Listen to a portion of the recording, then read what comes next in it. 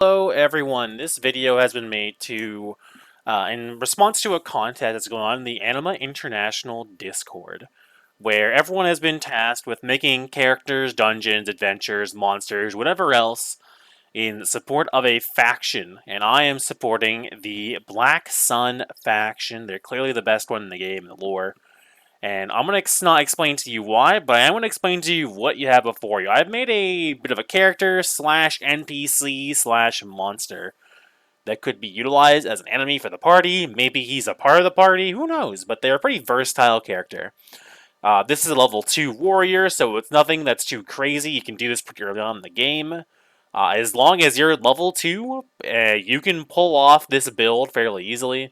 The earliest you can do it without being a Nephilim would be level 2. I think at level 1, as a Nephilim, you could pull it off, or as a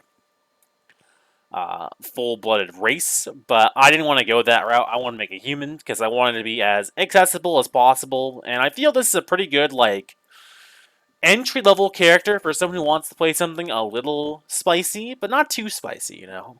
The stats are pretty, they're on the high end, for sure.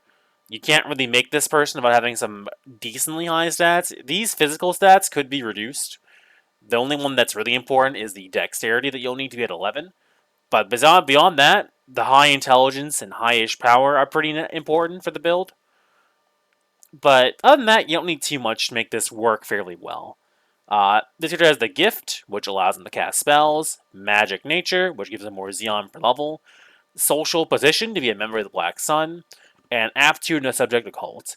They have Dirty Little Secret, which is just a little background advantage to pay for the social position of them being a Necromancer. And they're a slow learner. They gain a little less XP per session. It's not a big deal.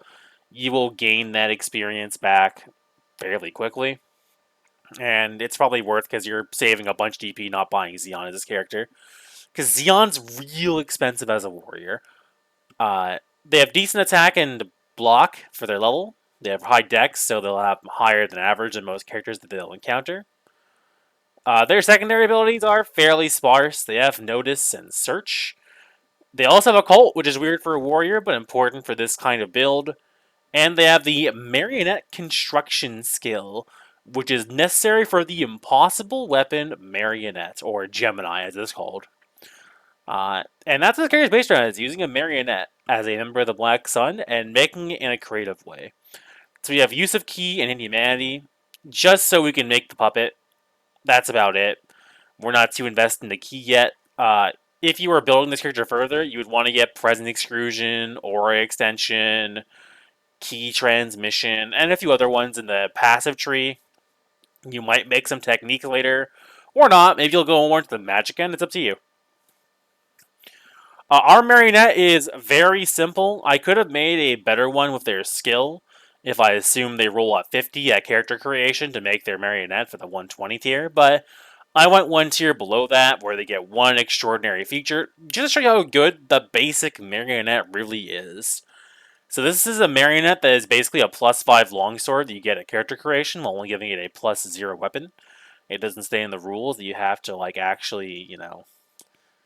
give a marionette plus quality to weapons to make advantage of its plus quality affix.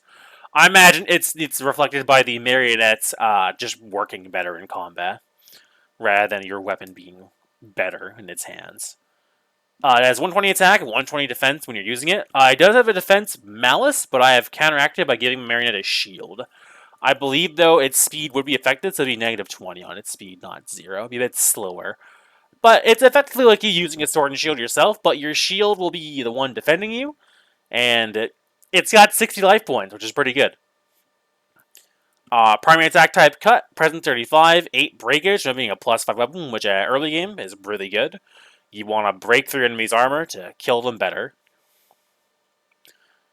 Other than that, I didn't fill their equipment, because like I said, you can easily build this into any kind of warrior type character. Give them some armor, give them a weapon. They don't do mentalism. They do, however, do magic. They have a fair bit of Xeon thanks to their high power and their magical advantage. They gave them 50 Xeon per level, which is useful.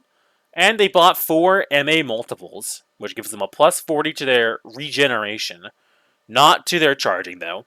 They only charge 10 Xeon per turn. These are regeneration multiples. So they regenerate 50, but they only charge 10. So they're not going to be casting their spells in combat, but their spells aren't really combat spells, save for like one, and you're probably not gonna, you're never gonna cast it in combat. You need like 6 turns to go by, and if you need it now and 6 turns from now, it's just not gonna happen. Their spells are Feel Death, Necromitude, Raise Corpses, not Rise Corpses, and Control the Dead. Feel Death lets you detect undead things around you or dead things, which is good for finding the material for your marionette.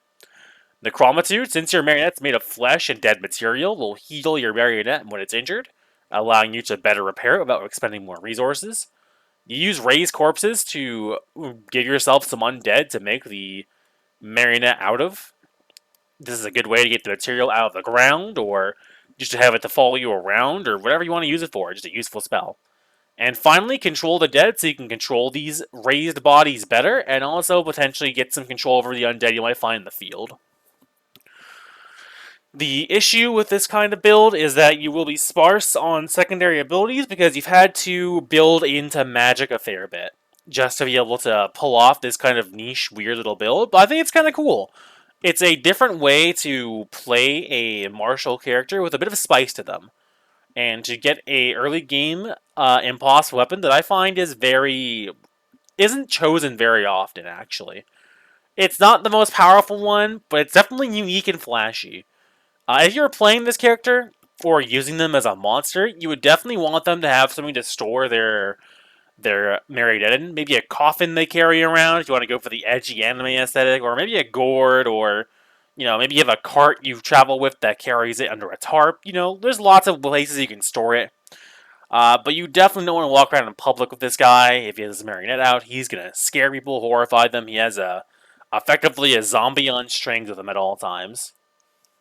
Other than that, I think they'd be an interesting character to fight, especially if there was more of him who are working together with multiple marionettes to surround opponents while keeping themselves relatively safe. Using the marionettes to defend themselves with to shield their body from powerful spells by having their marionette throw themselves at it, or to have it jump on an attack that would normally be a lot more lethal because the marionette's basically surrounded of their body. They suddenly have a lot more options. Beyond that, the marionette has a 30-foot reach, so it's like you move 30 more feet to attack and fight and manipulate stuff with your hands, which is underrated, but really good. Anyways, that's the end of the video. That's all I want to talk about. If you are interested in Anima, I would recommend joining the Anima Discord. I'll have that in the description along with the stats and the sheet for this creature. And yeah, I'll see you around. Thanks for watching.